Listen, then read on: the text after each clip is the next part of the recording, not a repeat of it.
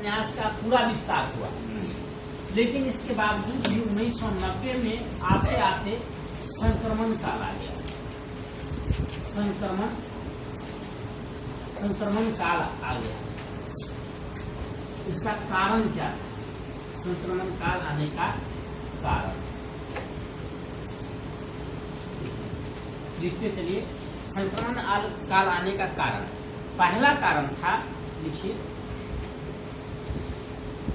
पहला कारण कि पाठक वर्ग सीमित था।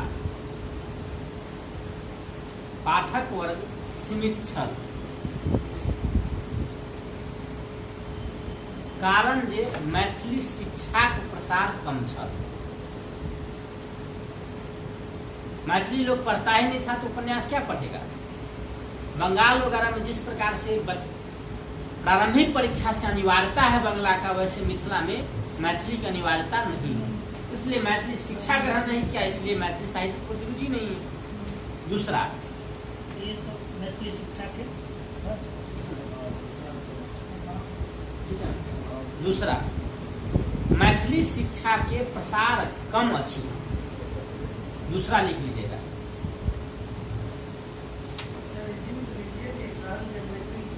तो वही बात तो लिखे हैं, वही तो पहले में लिखा रहे ना। दूसरा लिखिए, मैथिली उपन्यास में व्यावसायिक दृष्टि कोनक अभाव अछि। व्यावसायिक दृष्टिकोणक अभाव अछि। अगला, मैथिली उपन्यास में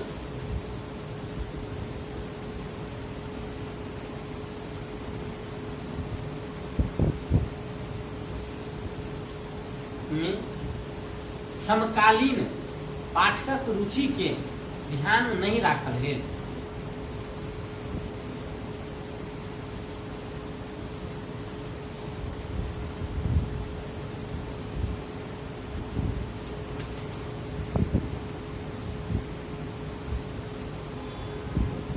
नहीं राखल गेल। अगला और सबसे महत्वपूर्ण है, मैथिली में प्रकाशक बहुत बड़ अभाव छल। मैथिली में प्रकाशक बड़ अभाव छल।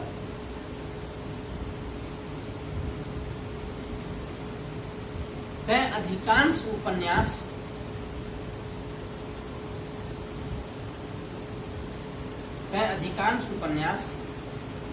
पहिने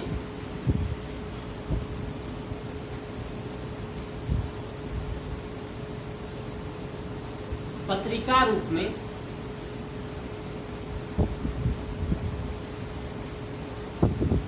प्रकाशित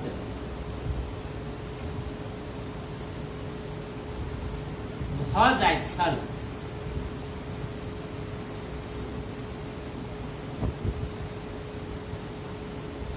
ओकर बाद लोकप्रियता के आधार पर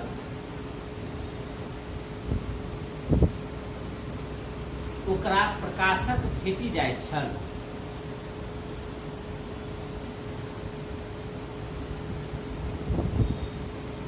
मुदा 1990 के आसपास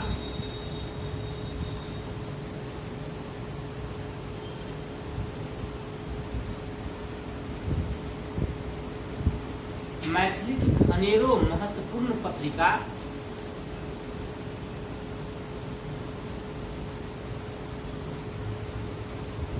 बंद भ गेल।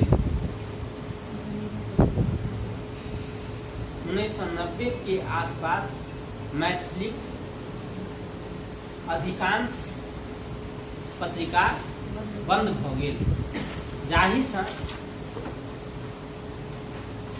उपन्यासक प्रकाशन कठिन भ गेल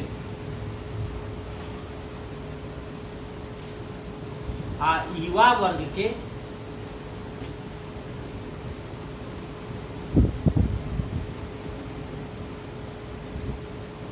प्रोत्साहन नहीं भेटल। देखिए इस समय मिथिला मिहिर, वैदेही, सोनमाटी, कनके सब जो महत्वपूर्ण पत्रिका हुआ करता था सब बंद हो चुका था। यात्री जी कितने, नागार्जुन जिनको हम जानते हैं, कितने श्रेष्ठ साहित्यकार हैं।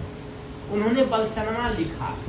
यात्री जी स्वयं कहते हैं कि हम पहले बलचनवा मैथिली में ही लिखे थे, लेकिन यात्री जी को भी प्रकाशक नहीं मिल पाया। तब जाकर के उन्होंने उसको पहले हिंदी में छपवाया, फिर लोकप्रियता के आधार पर उनको फिर मैथिली में हुआ छपा। ठीक है, तो यात्री जी जैसे श्रेष्ठ साहित्यकार के लिए दिक्कत था, तो अन्य साहित्यकार के लिए कितना कठिन रहा होगा यह आप अंदाजा लगा सकते हैं। ठीक है, लेकिन इसके बावजूद भी संक्रमण काल में भी बहुत सारा उपन्यास का रचना होता रहा।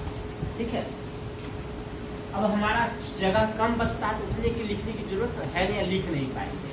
फिर इसके बाद क्या हुआ, 2003 में अष्टम अनुसूची में मैथिली को शामिल कर लिया गया, और तब से फिर मैथिली में क्या आया, नवीन उत्साह आया।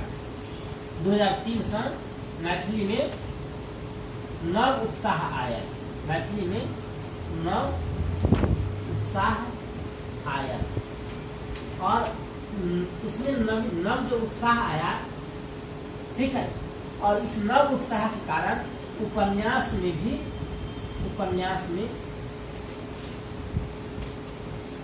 प्रगति, उपन्यास लेखन में प्रगति आयल, उपन्यास लेखन में प्रगति आया है। और इस काल के श्रेष्ठ उपन्यास में है भामती, उषा किरण खां का है। उषा किरण खां को, इसके लिए 2010 में उषा किरण खां को, ठीक है ना, 2010 में साहित्य अकादमी पुरस्कार इनको दिया गया है। फिर है उचाट, भामती, उचाट, आशा मिश्र को उचाट के लिए 2014 में साहित्य अकादमी पुरस्कार मिला। और उषा किरण खां का ही एक उपन्यास है पोखरी राजोखरी, पोखरी राजोखरी, इसका प्रकाशन कलकत्ता से निकलने वाला पत्रिका है मिथिला दर्पण, और मिथिला दर्पण में इसका प्रकाशन, ये पत्रिका है कलकत्ता से निकलता है, और इसमें धारावाहिक रूप से इसका प्रकाशन हुआ,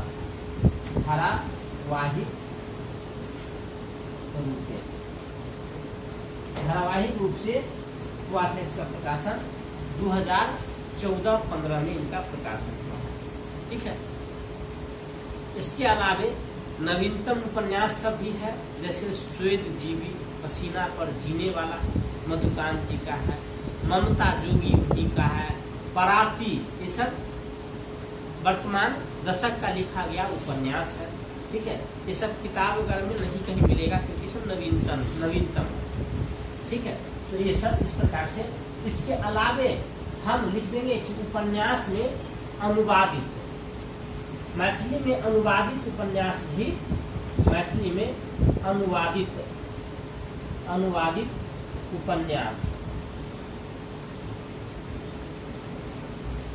उपन्यास भी है। जैसे देखिए सगाई, तमस, माटिक मंगल,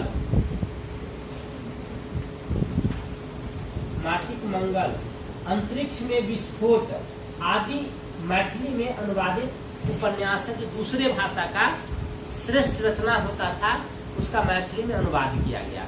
इसके बाद हम निष्कर्ष लिख देंगे, और ये खत्म हो जाएगा, ये उपन्यास का विकास क्रम। और इसी उपन्यास के विकास क्रम में सारा क्वेश्चन जितना भी आपको 10-15 क्वेश्चन था, सारा क्वेश्चन इसमें आ जाएगा।